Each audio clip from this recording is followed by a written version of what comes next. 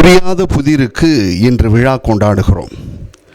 கிறிஸ்துவ வாழ்வினுடைய அடிப்படை, அடித்தளம், அஸ்திவாரம் இதுதான். இன்று மூவொரு கடவுளின் பெருவிழாவை கொண்டாடுகின்றோம்.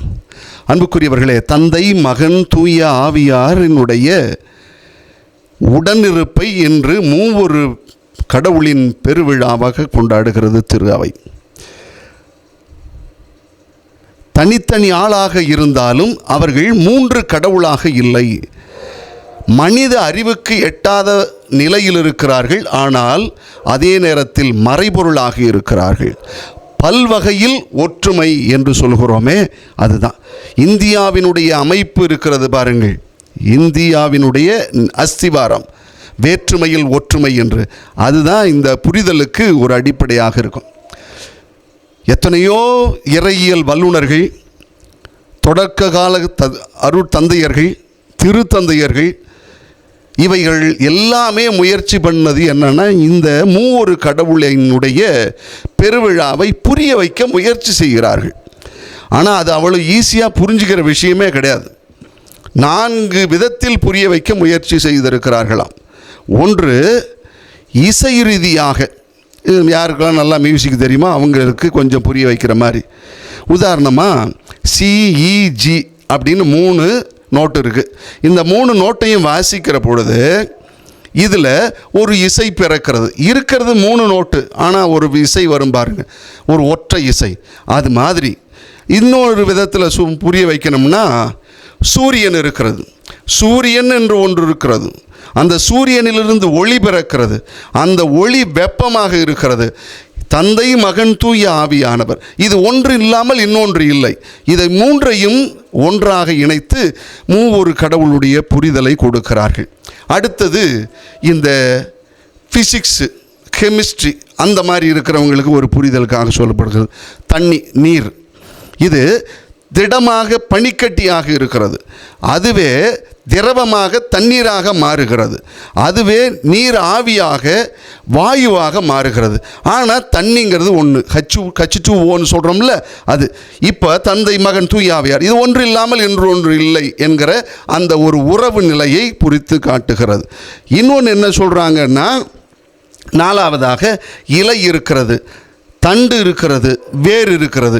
இது 3ம் ஒன்றில்லாமல் இன்னொன்று இருப்பதில்லை என்று இந்த 4 வகையான நிறைய இருக்குது. நமக்கு தெரிஞ்சது 4. இந்த தந்தை மூவொரு இறைவனுடைய பெருவிழாவை புரிய வைக்கிற முயற்சியாக இது எடுத்திருக்கிறார்கள். அன்புக்குரியவர்களே, புனித அகஸ்தினாருடைய வாழ்வில் நமக்கு நிறைய விஷயங்களை பழச ஒன்று கேட்டிருப்போம். அதாவது இவர் ஒரு காட்சி பார்க்குறாராம். ஒரு தந்தை, மகன், தூய ஆவியானவருடைய இந்த மூவொரு இறைவனுடைய மறைபொருளை புரிந்து கொள்வதற்கு அவர் உட்கார்ந்து முயற்சி பண்ணி பார்க்குறார். அதில் முயற்சி பண்ணும்பொழுது அவருக்கு ஒரு கனவு வருது. என்னென்னா, அது கடற்கரை ஓரத்தில் ஒரு சின்ன போத குழியை நோண்டி ஒரு கிளிஞ்சலை எடுத்து ஒரு குழந்தை என்ன பண்ணுது, அந்த கடல் தண்ணியை மொண்டு ஊற்றிக்கிட்டு இருக்கு. இதை நீங்கள் கேள்விப்பட்ட பழைய கதை தான். மொண்டு ஊற்றிட்டு இருக்கு. அப்போ இவர் பார்க்குறாரு, கேட்குறாரு, இதெல்லாம் ஆவர கதையான்னு கேட்குறாரு. அப்போ நீ செய்கிறது மட்டும் என்னவா, 2ம் ஒன்று தானே அப்படின்னாரு. அப்போ தான் அவர் அதை பற்றி ஆய்வு செய்கிறத விட்டாராம். அதில் அவர் சொல்லுவார் பாருங்க, ஒரு அற்புதமான செய்தியை கொடுக்குறார். என்னென்னா, 30 மாதங்கள் யோசித்து 15 நூல்கள் எழுதி கடைசியில் எதிலுமே எனக்கு நிறைவில்லை, தந்தை, மகன், தூய ஆவியாரை பற்றி விளக்குகிற என்னுடைய அறிவுக்கு இது எட்டவில்லை என்று சொல்லிவிட்டாராம். அன்புக்குரியவர்களே, அதை தான் மூவொரு இறைவனுடைய பிரசன்னத்தை உணர்த்துவதற்கு அவர் தியானிக்கும் பொழுதெல்லாம் இப்படி தான் யோசிப்பாராம். கடவுளுடைய அன்பை நீ உணர வேண்டும் என்றால் இந்த மூவொரு இறைவனுடைய உறவையும் நீ புரிந்து கொள்ளலாம் என்று புனித அகஸ்தினார் சொல்வார். அன்புக்குரியவர்களே, புனித பெரிய தெரசா என்று சொல்லுகிறவர், அவர் தியானம் பண்ணியிருக்கிறார். அந்த தியானம் பண்ணுறவங்க அவங்க என்ன பண்ணியிருக்கிறாங்க, நான் மூவொரு இறைவனை பற்றி கண்ணை மூடி தியானத்தில் இருந்தேன்.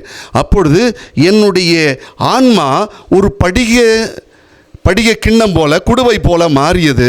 அந்த படிக குடுவைக்குள்ளே தந்தை, மகன், மூவொரு இறைவன், அந்த அவர்களுடைய அன்பு பிரசன்னம் படிக சிமிழாக மிக பிரகாசமாக ஒளிர்ந்து கொண்டிருந்தது என்று சொல்லி அவருடைய அனுபவத்தை பகிர்ந்து கொள்கிறார். அன்புக்குரியவர்களே, கடவுளின் ஆழத்தை போல கடவுளுடைய ஆழத்தை நீ புரிந்து கொள்ள முடியாதது போல மூவொரு இறைவனுடைய பிரசன்னத்தையும் உன்னுடைய அறிவுக்குள்ளே நீ கொண்டு வந்து புரிந்து கொள்ள முடியாது என்று புனித சீனா கத்தரின் நம்மால் சொல்லுகிறார். கடந்துட்டு போது உணுங்க, புரியாத புதிருக்கு ஒரு விழா. புரியணும்னு என்ன அவசியம் வேண்டி கிடக்கு? புரிந்து கொள்ள முடியாவிட்டால் உணர்ந்து கொள்ளலாம். இங்கே தான் நம்முடைய நம்பிக்கையின் ஆழத்தை கொண்டு வர வேண்டும். புரிந்து கொள்ள முடியாத பொழுது அதை உணர்ந்து கொள்கிற பக்குவம் நமக்கு வேண்டும்.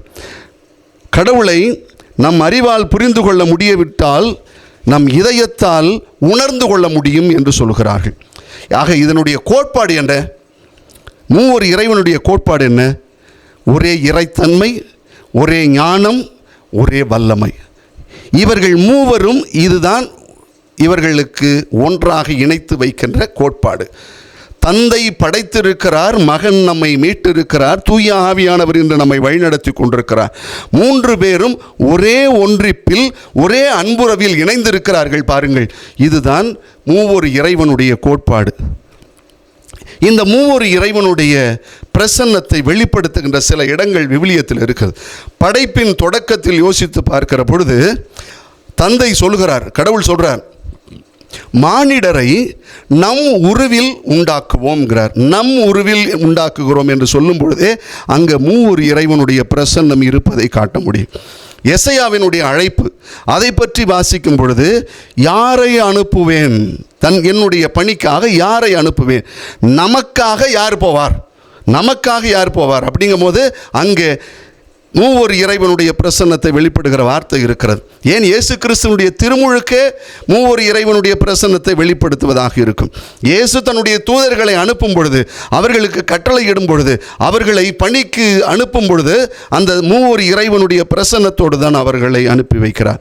அன்புக்குரியவர்களே, பேராயர் ஃபுல்டன்ஷின் ஒரு மிகப்பெரிய ஒரு அற்புதமான ஒரு விளக்கத்தை இந்த மூவொரு இறைவனுடைய விழாவில் பதிவு செய்கிறார். அதாவது, கடவுள் மூவொரு ஆளாக இருக்கிறார் என்று சொல்லி, அது எப்படி இருக்கிறார் என்றால், மூவரும் ஒருவரை ஒருவர் அன்பு செய்கிறவர்களாக இருக்கிறார்கள், மூன்று பேரும் அன்பு செய்கிறவர்களாக இருக்கிறார்கள் என்று சொல்லி பதிவு செய்கிறார். அப்படி அவர்கள் மூவரும் ஒருவராக தனித்தனி ஆளாக ஒரே கடவுளாக இருப்பதனால்தான் இந்த உலகத்தை படைப்பதற்கு முன்பே அவர்களுக்குள்ளே அன்புறவில் இருந்தார்கள். அதனால்தான் அந்த அன்புறவு படைப்பில் வெளிப்பட்டது. அந்த படைப்பில் வெளிப்பட்டது தான் இன்று நாம் உணர்ந்து கொண்டிருக்கிறோம். ஒருவேளை அவர் ஒருவராக மட்டுமே இருக்கிறார் என்றால் படைப்பிற்கு முன்பு அவர் யாரை அன்பு செய்து கொண்டிருந்திருப்பார் என்று சொல்லி அவர் ஒரு கேள்வியை முன்வைக்கிறார். அன்பார்ந்தவர்களே, மூவொரு இறைவனுடைய விழா புரிந்து கொள்ளுகின்ற ஒரு விழா என்பதை விட உணர்ந்து கொள்கிற விழா. என்னத்தை உணரணும்? முக்கியமாக 3 விஷயங்களை உங்களுக்கு நான் பதிவு செய்ய ஆசைப்படுகிறேன். ஒன்று, நம்ம வாழ்வு, நாம் வாழுகிற வாழ்க்கை மொத்தமும் இந்த மூவொரு இறைவனுடைய பிரசன்னத்துக்குள்ளேவே இருக்கிறது என்பதை புரிந்து கொள்ளுங்கள். தொடக்க முதல் முடிவு வரை இடையில் எல்லா நிகழ்வுகளிலும் ஒவ்வொரு நாளும் இந்த மூவொரு இறைவனுடைய பிரசன்னத்தில் தான் நம்முடைய வாழ்க்கை முழுமை பெற்றிருக்கிறது. அதை மறந்துடவே கூடாது. எல்லா நேரத்திலும் காலையில் தூங்கி எழுஞ்சால் சரி, அன்றைக்கி ராத்திரி தூங்க போகும்போதும் சரி, ஒவ்வொரு செயலை செய்யும் பொழுதும் சரி, உணவு உண்ணும் பொழுதும் சரி, எல்லா நிகழ்வுகளிலும் இந்த மூவொரு இறைவனுடைய அடைப்புக்குறியில் தான் நம்முடைய வாழ்வு மொத்தமாக இருக்கிறது. நன்றாக யோசித்து பாருங்கள்.